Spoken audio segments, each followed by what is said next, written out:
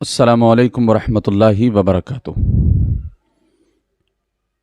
मज़ार का तवाफ़ करना, अब चाहे वो मज़ार हुज़ूर सैयदना गौसे आज़म रज़ी अल्लाह ताला अन्हु का हो, या हुज़ूर सैयदना ख्वाजा गरीब नवाज़ का हो, या हुज़ूर सैयदना साबिर पाक रज़ी अल्लाह ताला अन्हु का हो, या हुज़ूर निज़ामुद्दीन अवलिया का हो, या आला हज़रत का हो, या वारिस पाक का हो, या मदार पाक का हो। इसके बारे में उलमाए कराम ने क्या बयान फरमाया, आज का हमारा यही सवाल है। और ये सवाल पूछा गया है कि मज़ार शरीफ को तवाफ़ करना, मज़ार शरीफ का तवाफ़ करना ये कैसा है, और अगर कर लें तो क्या है। देखिए, कुछ लोग जो है वो सैयदी सरकार आला हज़रत अज़ीमुल बरकत इमाम अहले सुन्नत को दोष देते हैं, और दर हकीकत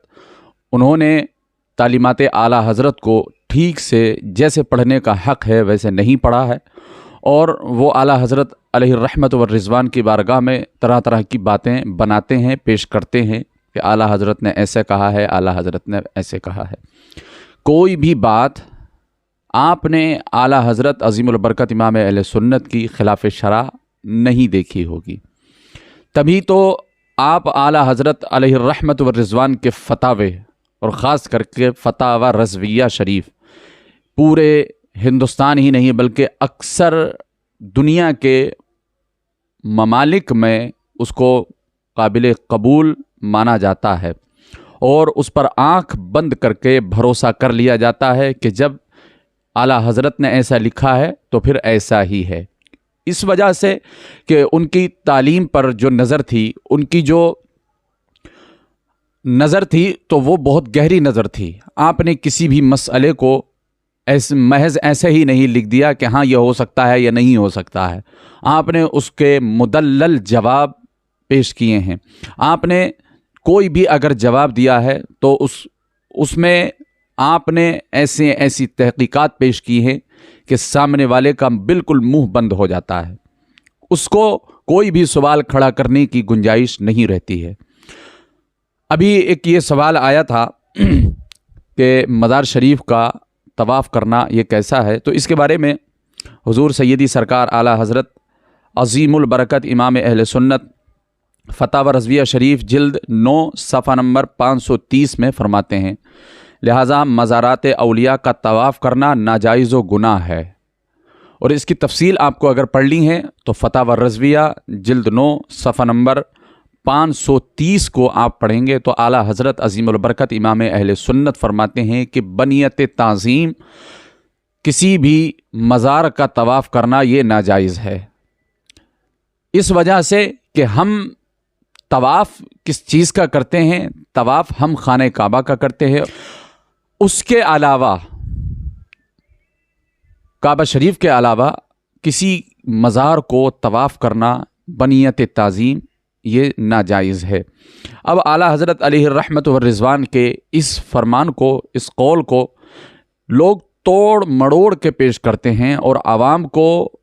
उलझाने की कोशिश करते हैं। मैं उनसे कहना चाहता हूँ कि पहले आला हज़रत की तालीमात को पढ़िएगा और फिर किसी पर हुक्म लगाइएगा, और भोली भाली आवाम को फितना फसाद में लगाने की कोई ज़रूरत नहीं है। आप जहाँ तक दीन का काम कर सकते हैं वहाँ तक दीन का काम करें, और जहाँ से आपकी हद हो गई यानी उससे आगे नहीं बढ़ सकते तो आप अपने घर में बैठ जाएं, आपको मज़ीद काम करने की ज़रूरत नहीं है। पहले उतना इल्म रखें, उसके बाद में अपने कदमों को आगे बढ़ाएं। खैर, बहुत सारी जगह पर ऐसा देखा गया है, और मैं आवाम से भी गुजारिश करता हूं कि आंख बंद करके किसी पे भी भरोसा नहीं करना चाहिए। आपको तहक़ीक़ कर लेना चाहिए, एक दो या चंद उलमा इकराम की बारगाह में जाना चाहिए। कोई ये नहीं है कि आपको एक आलिम अगर वो दाढ़ी कटा हुआ है और क्लीन शेप है वो आपको बता रहा है कि नहीं मज़ार का तवाफ़ कर सकते हैं, तो आपको ये सिर्फ़ ये ज़रूरी नहीं है कि उस आलिम की बात पर ही, उस फासिक की बात पर ही आंख बंद करके भरोसा करना है, बल्कि आप چند جگہوں پر جائیں اور عالموں کی بارگاہ میں زانو ادب طے کریں، اور کرنے کے بعد میں ان سے معلوم کریں کہ فلاں عالم نے ہمیں ایسا بتایا ہے، کیا شریعت میں اس کی کوئی گنجائش ہے یا نہیں ہے۔ جب ہم اپنی زندگی کے مسائل کے لیے در در بھٹکتے رہتے ہیں تو ہم دین کی کھوج و بین کرنے کے لیے اور دین سیکھنے کے لیے ہم چند علماء کرام کی بارگاہ میں کیوں نہیں جا سکتے ہیں؟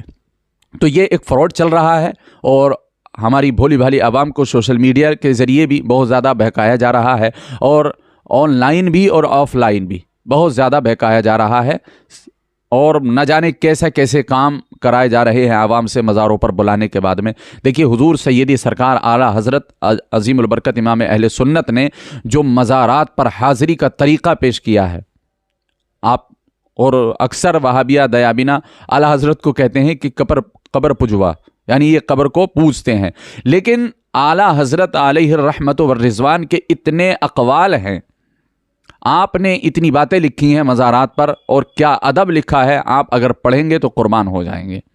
آپ ان کے فین ہو جائیں گے، آپ انہی کے ہو کے رہ جائیں گے۔ حضور سیدی سرکار اعلیٰ حضرت عظیم البرکت امام اہل سنت نے اپنے گھر کی بات نہیں بلکہ رسول پاک کے دین کی بات کی ہے۔ آپ ان کو پڑھیں، اور تعلیمات اعلیٰ حضرت کو اگر پڑھ لیں گے تو آپ کو اعلیٰ حضرت کو ماننا پڑے گا کہ ہاں واقعی احمد رضا خان علیہ الرحمت والرضوان اسی شخصیت کا نام ہے کہ وادی رضا کی کوہ ہمالا رضا کا ہے، جس سمت دیکھیے وہ علاقہ رضا کا ہے۔ تو آپ ایسے اشخاص سے، ایسے پیروں سے اور ایسے فاسق عالموں سے بچیں کہ جو آپ کو گناہ کی طرف لے کر جا رہے ہیں۔ آپ ان علماء کرام کی بارگاہ میں جائیں کہ جو آپ کو گناہوں سے بچانے کی کوشش کریں، گناہوں سے بچائیں اور نیکی کی راہ پر آپ کو لائیں، نیکی کی دعوت دیں۔ ایسا نہیں کہ کوئی یہ کہہ دے کہ نہیں مزار کا طواف کرو اور اس کا جواب جو ہے وہ ہمارے پاس ہے، تو ایسا نہیں ہے بالکل بھی، کیونکہ جو شریعت نے ہم پر حکم نافذ کر دیا ہے، شریعت کا وہی حکم رہے گا۔ یہ کسی کے بھی کہنے سے، ایرے غیرے نتو خیرے کے کسی کے کہنے سے ہم نہیں مانیں گے، ہم اپنی شریعت کو فالو کریں گے، کسی جاہل گوار کو فالو نہیں کریں گے۔ بس یہ باتیں اگر ہماری عوام کے ذہن میں آ جائیں تو انشاءاللہ ہمارے گھروں میں دینداری ہوگی، ہمارے گھروں میں یہ جہالت کا خاتمہ بالکل ختم ہو جائے گا، اور ہمارے گھروں سے دینداری نکلتی ہوئی نظر آئے گی، اور ہم ہمیشہ دیندار رہیں گے۔ اللہ تبارک و تعالیٰ اپنے حبیب صلی اللہ علیہ وسلم کے صدقہ طفیل ہم سب کو ان تمام باتوں پر عمل کرنے کی توفیق عطا فرمائے۔